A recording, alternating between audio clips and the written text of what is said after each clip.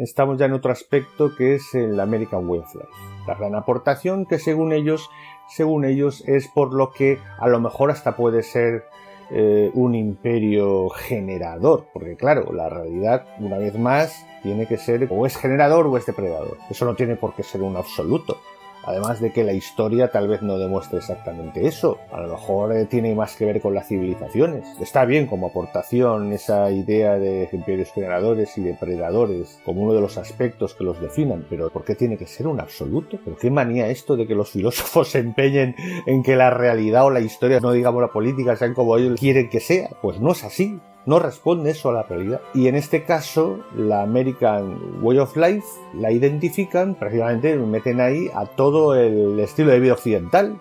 Es entero. Hablan incluso del estado de bienestar, hablan de todos los aspectos de la sociedad de consumo, obviamente, actual. Y en la referencia que tienen de Gustavo Bueno hay una frase que a lo mejor no fue la más acertada en su vida, ¿no? Porque entre los aspectos que abarca esta afirmación de Gustavo Bueno, pues incluye aspectos sociopolíticos, por ejemplo, las instituciones como la familia monógama o el deísmo, pues yo creo a lo mejor potenciará seguramente, pero digo yo que Occidente lleva siglos con eso, ¿no? Y a lo mejor tiene más importancia la labor que hizo en esos aspectos, no sé, España o... Bueno, ya se meten en la parte más que tratan de degradar, de denigrar, de atacar, de introducir la percepción de lo malo que son los Estados Unidos, con sus grandes defectos respecto al racismo, evidentemente intrínseco, tanto por ser sociedad anglosajona, parte también prusiana y holandesa, y germánica. Y bueno, hacen referencia, por ejemplo, durante la Guerra de México, a los tópicos, que aquí entra ideología, lo que entra es propaganda de guerra. Y eso no ha sido una ideología intrínseca y estudiada por los Estados Unidos como Estado contra la españolidad o contra los hispanos, porque además, como ya he comentado, el presidente Washington, por ejemplo, y otros, siempre estuvo bastante en buena sintonía con España. Llegó a tener su misma moneda como primera moneda oficial. No es verdad que hay intrínsecamente en los Estados Unidos un anti-españolismo o anti-hispanidad, no es cierto. Evidentemente hay fuerzas de imposición de lo anglosajón, de imposición cultural internas, que suelen tener más con el poder por ser la mayoría, los WAS, White Anglo-Saxons Protestant. Pero de eso a convertirlo, a tratar de hacer ver, me parece maldad pura, tratar de transmitir que Estados Unidos en su esencia es anti-español. Eso es mentira. De hecho está metida la cultura española en Estados Unidos desde el principio. Y sobre todo, por ejemplo, pues sí, por la guerra de Estados Unidos de 1898, es más el desarrollo mismo de la sociedad civil, que cuando crean ya los plutócratas, por puros intereses comerciales y financieros, el hacerse con Cuba, con Puerto Rico, si es posible con Filipinas. Son las fuerzas de la sociedad civil las que empujan desde esos grandes monopolios plutócratas, Carnegie, Rockefeller, etcétera, los que ponen a McKinley con grandes presupuestos en las campañas electorales, a McKinley para que haga esa política porque les conviene. En definitiva, no es una política coyuntural, no es que esté en el ADN ni en la razón de ser o en su ideología el ser anti-español. Eso no es cierto, no responde a la realidad. Luego el tema de los indios, por supuesto que es hiriente, pero también tiene que ver, ponen una referencia de Arnold J. Toynbee, que los pioneros tenían esa mentalidad del pueblo de Israel que va a ocupar con Dios de su parte y que los indios son como los de Canaán, ¿no? Y hay que exterminar y eliminarlos. Bueno, eso es que la base de Estados Unidos es sociedad civil, y precisamente por ser una sociedad con libertad política, que primó la sociedad civil sobre el Estado, la sociedad civil primero ocupó gran parte de los terrenos y la colonización, sin estar delante el Estado, o el poder público, o la autoridad pública. Es un fenómeno propio de Estados Unidos. Naturalmente, esos mismos pioneros se tenían que autojustificar, tanto para el riesgo de la vida, que era cierto y muy grande, como para evidentemente cometer abusos y atrocidades también y justificarse, ¿no? como gente superior, más civilizada que los otros. Pero eso es una política de Estado, eso no es una política de Estado. En ocasiones lo fue, pero también ha habido fuerza desde la primera sociedad civil ante eso, y ya que se nombra a Andrew Jackson como precisamente en la etapa en la que hubo una gran persecución de indios, pues a lo mejor habría que hacer referencia que Davy Crockett, gran personaje de la época, con su gorro de trampero, etcétera, representante, líder popular, desde la Cámara de Representantes se jugó su carrera política por defender a los indios, por ejemplo, precisamente planteando que, cuidado, la república somos nosotros, que el government, que Jackson, la presidencia es government, es el Estado, eso es Estados Unidos, desde la sociedad civil planteando que la república no es el government, la república es el pueblo, con libertad, con soberanía, y eso lo manifiesta un señor trampero que se atreve a hacer frente a Jackson. Eso es Estados Unidos y posiblemente no lo podéis comprender mucho, ¿verdad? Porque no podéis distinguir y separar la nación, lo que es la república, como la nación del poder sobre sus ciudadanos, con el gobierno, con el Estado. Pues bueno, ya que nombráis las atrocidades contra los indios, que por supuesto es cierto, y que más que una política de Estado fue una política sobre todo de supervivencia y de autojustificación de los colonos, pues se nombra todo, ¿no? Hay una referencia de George Washington que es lamentable el ponerla y utilizarla sesgadamente. George Washington da unos juicios muy fuertes contra los indios, pero es que George Washington había hecho una campaña gigantesca en su juventud durante la guerra contra Francia en Canadá y claro, había tenido una experiencia personal muy dura. De hecho se hizo famoso en una gran retirada y a pesar de ser una retirada pues y de ser técnicamente una derrota, en realidad fue moralmente un gran éxito porque salvó muchas vidas, salvó muchos colonos, muchas personas, fue un hito. Con menos de 30 años era famoso en Virginia, precisamente en una guerra en la que esa ofensiva franco-india fue atroz y vio horrores. Entonces, en ese contexto, posiblemente yo no sería tan elegante como George Washington. O sea, utilizar eso para degradar a George Washington me parece un poco bochornoso, la verdad. Y además, fuera de toda realidad. Pues recuerdan casi al final que fue fundada como una democracia aristocrática, ¿no? Ehrenburg. Una democracia solo para los señores. ¿Será que lo dicen ellos? Vamos a ver. En esto, don Antonio también lo explicaba. Se puede leer a Adams como también a Hamilton y a Madison, y es sencillamente que lo que se entendía como democracia todavía en esa época era la democracia participativa, la democracia que se tenía de referencia a Grecia. Cuando hablan de democracia aristocrática, precisamente es Hamilton quien sabe condensar esa idea en la democracia representativa. Porque el sentido de democracia era el populacho que llamaban ellos y tal, en la participación, en la mano alzada, la presión popular. Y es exactamente lo que no querían, porque lo querían en la idea de liderazgo, la idea de Condorcet, precisamente, que conocieron muchos de ellos en Francia. Esa de la aristocracia republicana, es la nobleza de la inteligencia.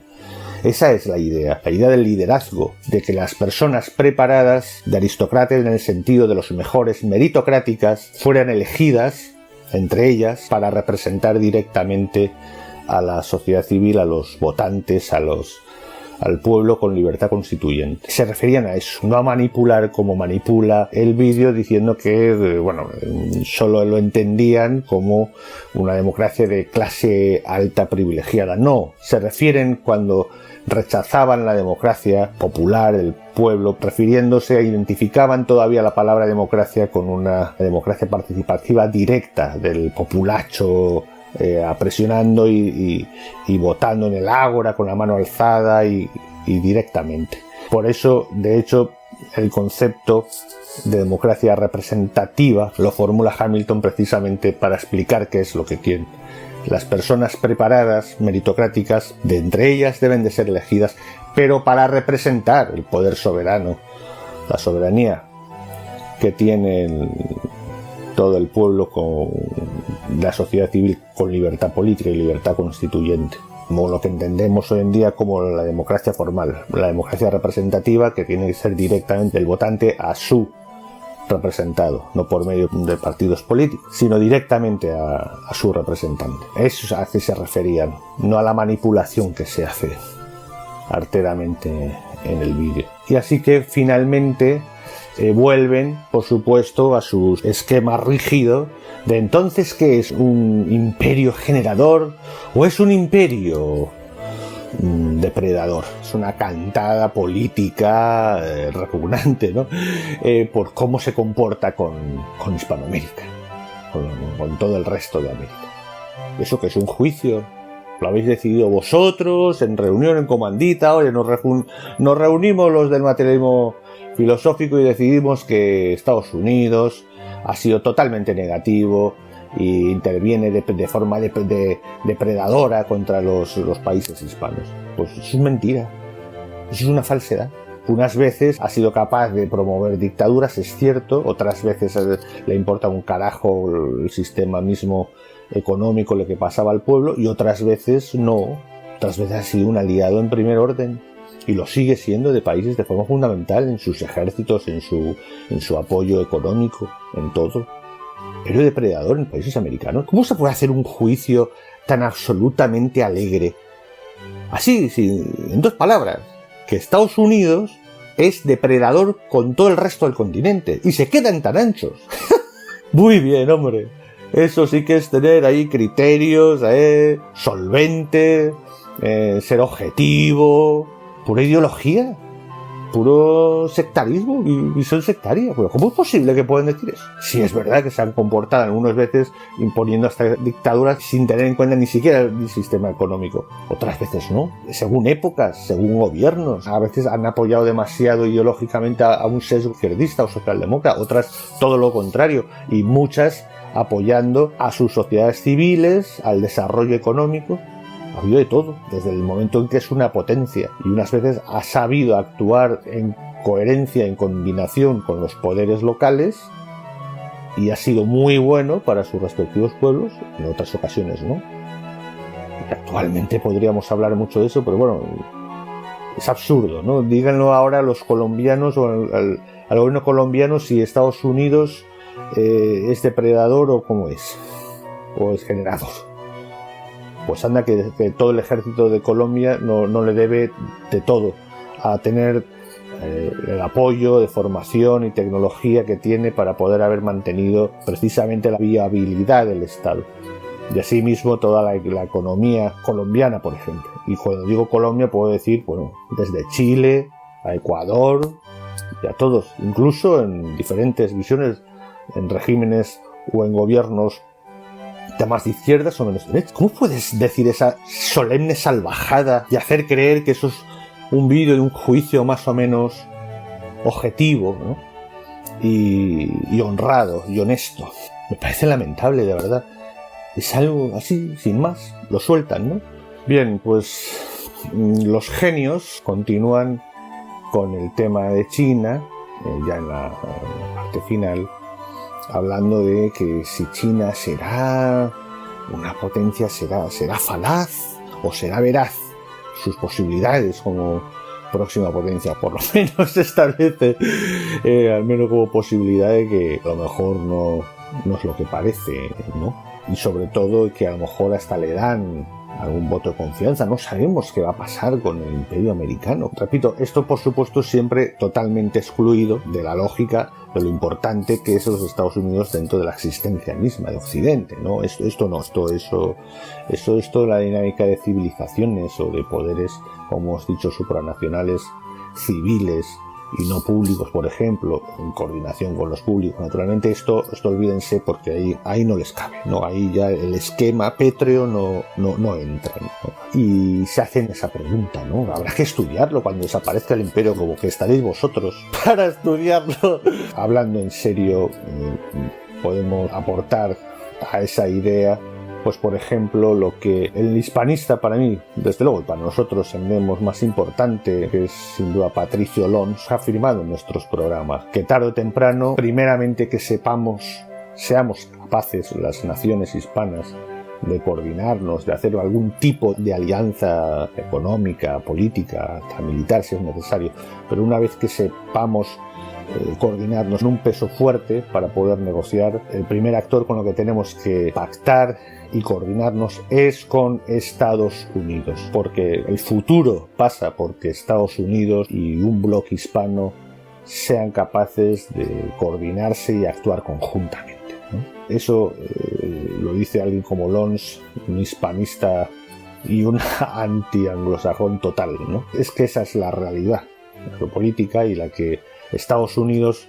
sigue siendo, con todos sus terribles defectos y errores, el gran líder y el referente de la civilización occidental. Y los hispanos tenemos que tomar buena nota de eso y ser los que seamos capaces de entrar en esa alianza, pero claro, de tú a tú, para que no estemos por encima, de igual a igual, para hacer que Occidente gane la batalla de la historia, porque en ello va la posibilidad de la libertad política, de la democracia, de la posibilidad de repúblicas constitucionales y democráticas. Creo que no cabe decir más, creo que es obvio, queda muy en evidencia que necesitan urgentemente esta gente, si tuviese algo de buena voluntad, que lean y estudien con profundidad la teoría pura de la república y la teoría pura de la democracia, y también posiblemente el discurso de la república, y que desde luego vean todos nuestros programas, ¿eh?